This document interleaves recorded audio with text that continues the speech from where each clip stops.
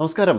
മന്ത്രിയും മന്ത്രി പുങ്കവന്മാരും ഉടുത്തും ഉണ്ടും ഉറങ്ങിയും കഴിയുന്നതിൻ്റെ യഥാർത്ഥ കാശ് വരുന്നത് പാവപ്പെട്ട ജനങ്ങളുടെ നികുതി പണത്തിൽ നിന്നാണെന്നുള്ള കാര്യം ഇവരൊരല്പമെങ്കിലും ഓർക്കേണ്ടതുണ്ട്.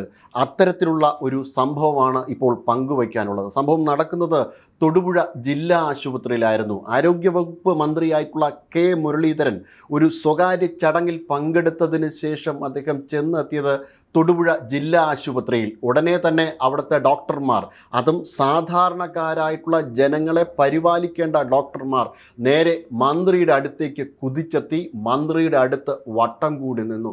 പക്ഷേ ആ സമയത്ത് അവിടുത്തെ സാധാരണ ജനങ്ങൾ, പലവിധ രോഗപീഠയായി ആശുപത്രിയിലെത്തിയ ആ ജനങ്ങൾക്ക് ഒരു ഗതിയും പരഗതിയും ഇല്ലാതെ അവശ്യ നിലയിലായി അവിടെ കഴിഞ്ഞുകൂടുകയായിരുന്നു. ഡോക്ടർമാർ എത്തുവാൻ വേണ്ടിയിട്ട് മണിക്കൂറുകൾ എടുത്തു. അതിനിടയിലാണ് ഒരു പിഞ്ചു കുഞ്ഞ് പെട്ടുപോയത്. ആ പിഞ്ചു കുഞ്ഞ് വളരെയധികം രൂക്ഷമായിട്ടുള്ള പനിയാൽ കഷ്ടപ്പെട്ടായിരുന്നു ആശുപത്രിയിലെത്തിയത്. മണിക്കൂറുകളോളം ആ പിഞ്ചു കുഞ്ഞിൻ്റെ അച്ഛനും അമ്മയും ചേർന്ന് അവിടെ കാത്തുനിന്നു ഡോക്ടർമാരുടെ പരിചരണത്തിനായി. ഒടുവിൽ ഒരു ഗത്യന്തരവുമില്ലാതെ ആയപ്പോൾ ആശുപത്രിയിലെ ചില ജീവനക്കാർ പറയുകയുണ്ടായി, ഇനി ഇവിടെ കാത്തു നിന്നിട്ട് കാര്യമില്ല, കുഞ്ഞിൻ്റെ ജീവൻ വേണമെങ്കിൽ എടുത്തുകൊണ്ട് ഓടിക്കൊള്ളാൻ. അച്ഛനും അമ്മയും ചേർന്ന് ആ പിഞ്ചു കുഞ്ഞിനെയും കൊണ്ട് കോട്ടയം മെഡിക്കൽ കോളേജ് ആശുപത്രിയിലേക്ക് കുതിച്ചു. ആ സമയത്ത് പോലും ഒരു ഡോക്ടർമാരും തിരിഞ്ഞു നോക്കിയിട്ടില്ല എന്നുള്ളതാണ് ഏറ്റവും ഭയപ്പെടുത്തുന്നതും ഭയാനകവും കരുണാരഹിതവുമായിട്ടുള്ള കാര്യമെന്നുള്ളതാണ്. അതിനുശേഷം, അതായത് ഡോക്ടർമാരെയൊക്കെ സന്ദർശിച്ചതിന് ശേഷം ഈ കെ മുരളീധരൻ ആശുപത്രി വിട്ട് പുറത്തേക്ക് ഇറങ്ങി. ആ മാധ്യമപ്രവർത്തകർ ചോദിച്ചു, അങ്ങ് ഇവിടെ ഉണ്ടായിരുന്നപ്പോൾ ഒരു സംഭവം ഈ രീതിയിൽ നടന്നു, അറിഞ്ഞായിരുന്നു എന്ന് ചോദിച്ചപ്പോൾ അദ്ദേഹം ഒന്നും മിണ്ടാതെ മടങ്ങിപ്പോവുകയായിരുന്നു.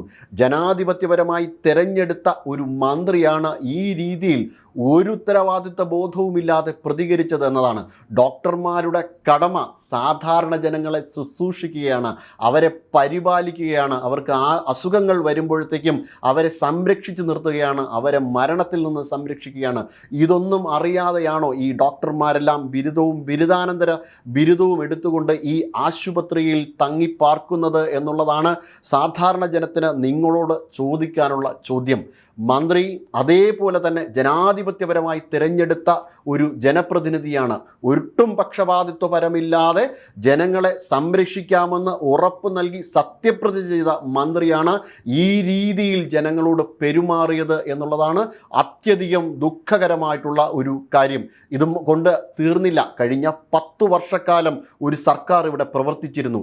ആ സർക്കാർ ജനങ്ങളെ ക്രൂരമായി ദ്രോഹിച്ചതിൻ്റെ ഫലമായിട്ടാണ് ജനങ്ങൾ കഴുത്തിൽ തൂക്കിയെടുത്ത് അവരെ പുറത്തേക്ക് കളഞ്ഞത്. അതിനുശേഷം ഏറെ പ്രതീക്ഷയോടുകൂടിയാണ് UDF സർക്കാരിനെ അധികാരത്തിൽ കൊണ്ടുവന്നത്. അതും 102 സീറ്റുകൾ ദാനമായി നൽകി. ജനങ്ങളുടെ ദാനം തന്നെയാണ് അക്ഷരാർത്ഥത്തിൽ ഇത്. എന്നാൽ ഭരണത്തിലേറി മാസങ്ങൾക്കകം തന്നെ തനി നിറം കാട്ടുകയാണ് ഇപ്പോൾ UDF സർക്കാരും എന്നതാണ്.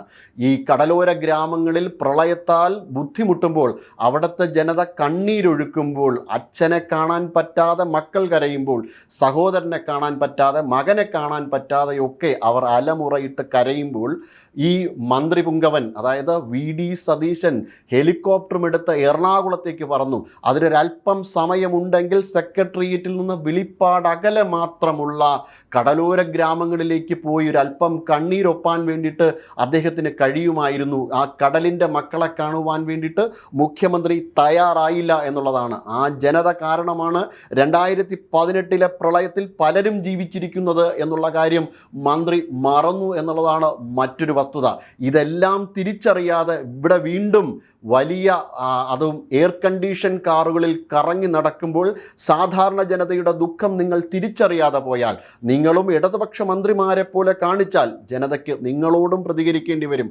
കാരണം യഥാർത്ഥ മന്ത്രിമാർ ജനതയാണ്, യഥാർത്ഥ അധിപന്മാർ ജനതയാണ് എന്നുള്ള കാര്യം നിങ്ങൾ മറന്നു പോകാതിരിക്കുക. അങ്ങനെ മറന്നു പോയാൽ ഓർമ്മിപ്പിക്കുവാനാണ് ഓരോ തെരഞ്ഞെടുപ്പ് കാലം. അങ്ങനെ ഒരു തെരഞ്ഞെടുപ്പ് കാലത്താണ് കൈയടിച്ച് ജനങ്ങളെ പേടിപ്പിച്ച, പലവിധ ആക്ഷനുകൾ കാണിച്ച് ജനങ്ങളെ പേടിപ്പിച്ച ഒരു മുഖ്യമന്ത്രിയെ ജനത തന്നെ വന്ന് എടുത്ത് പുറത്തേക്ക് കളഞ്ഞത്. ആ അനുഭവം VD സതീശൻ സർക്കാർ മറന്നു പോകരുത്. അങ്ങനെ മറന്നുപോയാൽ തീർച്ചയായിട്ടും പ്രതികരണങ്ങൾ ഉണ്ടാകും എന്നുള്ളതാണ്. അതുമാത്രമല്ല, PSC വിദ്യാർത്ഥികൾ മണ്ണ് തിന്നും പുല്ല് തിന്നും സമരം നടത്തുമ്പോൾ അതിനെ ഗൗനിക്കാതെ പോകുകയാണ് VD സതീശൻ എന്നുള്ളതാണ്. അങ്ങനെ ചെയ്യുമ്പോൾ നിങ്ങൾക്ക് എന്ത് ഉത്തരവാദിത്വ ബോധമാണ് അവരിന്മേലുള്ളത്? അവരുടെ കൂടി നികുതി പണം കൊണ്ടാണ് നിങ്ങൾക്കൊക്കെ ശമ്പളം കിട്ടുന്നുള്ളത് എന്നുള്ള കാര്യം നിങ്ങൾ ഓർമ്മിക്കുന്നുണ്ടോ? തീർച്ചയായിട്ടും ഇതിനേക്കാൾ വളരെ ക്രൂരമായ അവസ്ഥയാണ്, ക്രൂരമായ കാര്യമാണ് ഡോക്ടർമാർ ചെയ്തത് എന്നുള്ളതാണ്. തൊടുപുഴ മാത്രമല്ല, പല ആശുപത്രികളിലും ഇത്തരത്തിലുള്ള രംഗങ്ങൾ പലതവണ കേരളം കണ്ടിട്ടുണ്ട്. മന്ത്രിയെ കാണാൻ വേണ്ടിയിട്ട് ഈ ഡോക്ടർമാർ പോകുമ്പോൾ ഒരു നിമിഷം നിങ്ങളുടെ ബിരുദത്തെക്കുറിച്ചും നിങ്ങളുടെ കർത്തവ്യത്തെക്കുറിച്ചും പ്രതിജ്ഞയെക്കുറിച്ചും ഒരല്പം ആലോചിച്ചിരുന്നു എങ്കിൽ പലപ്പോൾ അവിടെ വന്നിരിക്കുന്ന ജനതയ്ക്ക് ഒരല്പം സന്തോഷം കൊടുക്കാൻ നിങ്ങൾക്ക് കഴിഞ്ഞേനെ.